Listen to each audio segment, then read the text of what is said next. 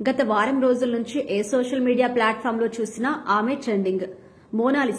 Mona Lisa అనే పేరు ఎందుకు పెట్టారో కానీ మధ్యప్రదేశ్ కి చెందిన మోనాలిసా భోన్స్లే మాత్రం అందమంటే ఇలాగా ఉంటుందా అన్నంతగా ఆకట్టుకుంటుంది.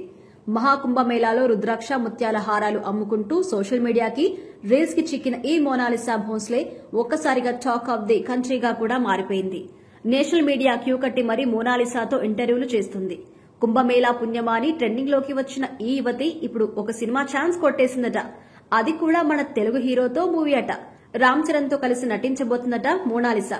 బుచ్చిబాబు డైరెక్షన్ లో చెర్రీ హీరోగా, జాన్వీ కపూర్ హీరోయిన్ గా తెరకెక్కుతున్న RC16 సినిమాలో మోనాలిసాను తీసుకుంటున్నట్టుగా తెలుస్తోంది.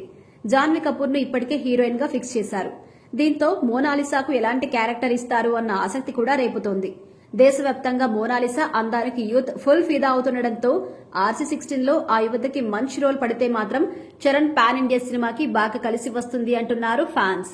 ఇక గేమ్ చేంజర్ తర్వాత గ్లోబల్ స్టార్ రామ్ చరణ్ బుచ్చిబాబుతో సినిమా చేస్తున్నారు. RC16 లో కూడా పాన్ ఇండియా మూవీ అంటున్నారు.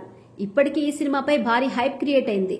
మోనాలిసాను కనుక చెర్రీ సినిమాలోకి తీసుకుంటే మాత్రం బ్లాక్ బాస్టర్ హిట్ ఎక్స్పెక్ట్ చేయొచ్చు అంటున్నారు ఫ్యాన్స్. జనవరి 27 నుంచి RC16 సెకండ్ షెడ్యూల్ స్టార్ట్ చేయబోతున్నారు.